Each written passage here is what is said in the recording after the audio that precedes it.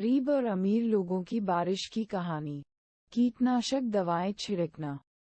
खेतों में, इतना कहकर वह बाजार चला जाता है, जबकि उनकी पत्नी और बच्चे खेत का सारा काम निपटाते हैं।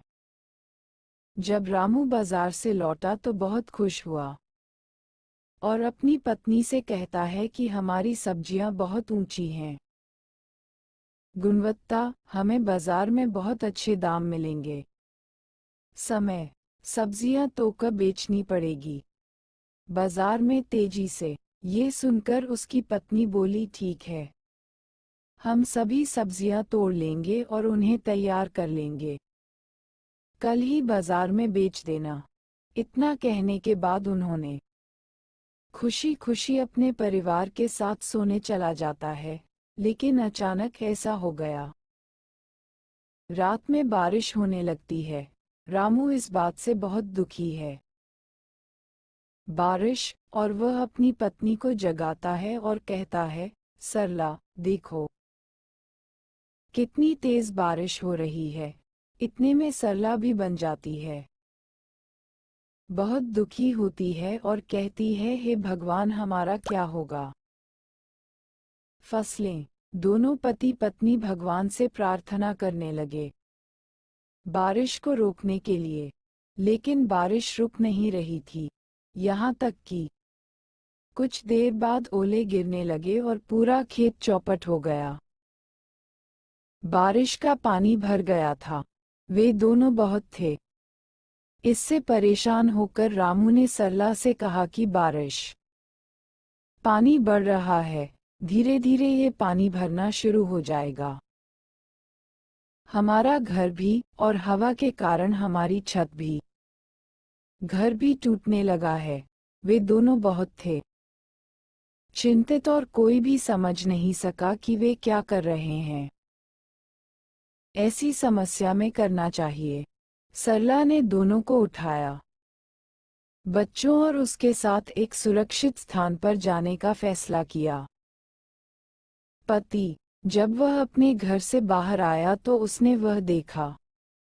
बारिश के कारण कई घर पहले ही क्षतिग्रस्त हो चुके थे। पानी, पूरे गांव में बाढ़ आ गई और अन्य लोग भी जलमग्न हो गए। गांव के लोग भी गांव छोड़कर जा रहे थे। उनका सामान उनके सिर पर है। पूरा गांव था।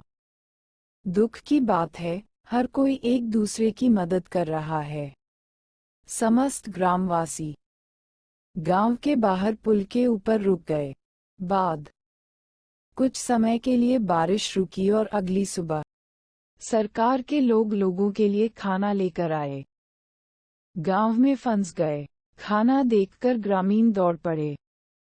कर्मचारियों के प्रति रामू को कुछ पैकेट भी मिले भोजन की। रामू ने वो खाने के पैकेट अपने बच्चों को खिलाए और दोनों पति पत्नी भूखे रहे।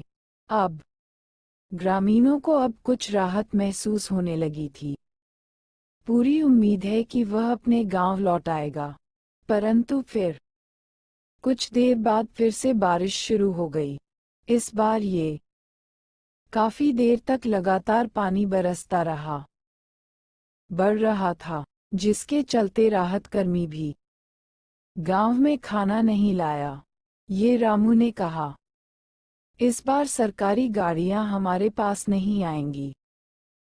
भोजन के साथ गांव, मैं खाना लेने के लिए गांव से बाहर जाता हूँ। कुछ देर बाद रामू सरला और बच्चों के पास पहुंचा, खाने के साथ। लेकिन रामू के शरीर पर चोट के कई निशान थे। शरीर, जिसे देखकर सरला घबरा गई और पूछा, कैसे, क्या ये सब हुआ। इस पर रामू ने कहा कि सरकार आसपास मुफ्त खाना बांट रही थी। गांव, जिसके कारण वहां काफी भीड़ हो गई। मैं भीड़ में खाना खाते समय लगी ये चोट सुनवाई। इस पर सरला रोने लगी और बोली कि हाथ वो जो अनाज उगाते थे अब खुद उसकी चिंता कर रहे हैं। अनाज, ये कैसी नौबत आ गई। रामू सरला को समझाया और कहा कि तुम घबराओ मत।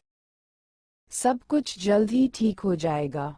इसके बाद रामू ने खाना दिया अपने बच्चों को, लेकिन बच्चों ने कहा कि तुम्हें ऐसा करना चाहिए। तुम भी हमारे साथ उसमें से खाओ, क्योंकि तुम दोनों ने नहीं खाया। कल से कुछ भी खाया। बच्चों के पास था। सरला और रामू के साथ रात्रिभोज। सभी को बहुत खुशी हुई। ये देख रहा हूँ। सबका हंसता खेलता परिवार पूरा था परेशान। इसके बाद धीरे धीरे बारिश कम होने लगी और सभी ग्रामीण अपने घर लौटने लगे। जब रामू अपने परिवार के साथ घर पहुंचा तो उसने वह देखा। उसका पूरा घर नष्ट हो गया। इस पर सरला बहुत दुखी हुई। इस पर रामू ने कहा कि हम घर दोबारा बनाएंगे। कहाँ? सरला ने पूछा, और खाने के लिए कहाँ से लाएगा? बच्चों ने कहा कि अभी भी कुछ सब्जियां हैं, खेत में रह गए हैं, हम उन्हें तोड़कर ले आएंगे। बच्चे सब्जियां तोड़ने में व्यस्त हो जाते हैं, जबकि रामू और सरला अपने घर के पुनर्निर्माण में व्यस्त हो जाती है। तभी उनके लोग उनके घर की ओर आते दिख रहे हैं। वह कहते हैं, मैं सरकार की तरफ से आया हूँ। मैं देखना चाहेंगे कि आपको कितना नुकसान हुआ है। ये बारिश आफत है, क्योंकि सरकार देगी। आप अपने नुकसान की पूरी भरपाई करेंगे और निर्माण भी कराएंगे। आपके पास एक स्थायी घर है। ये सुनकर सरला को लगा, बहुत बढ़िया। रामू और सरला ने सारी जानकारी दी उस सरकारी व्यक्ति को अपने बारे में।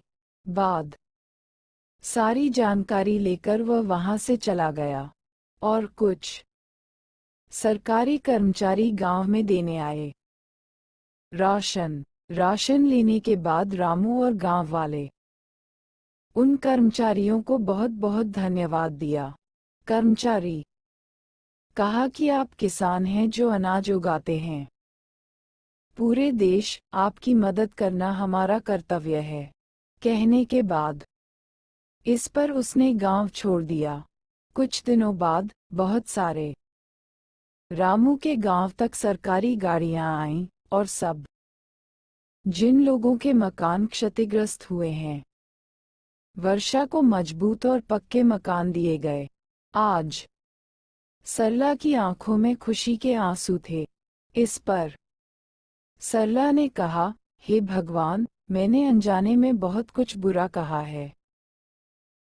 आपके लिए कृपया मुझे इसके लिए क्षमा करें। वह बहुत भगवान का शुक्रिया अदा करते हुए खुश हूँ।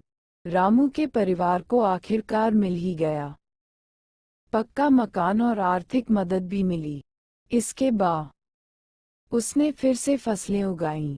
हालांकि बारिश ने जमकर कहर बरपाया रामू और पूरे गांव पर। अंत में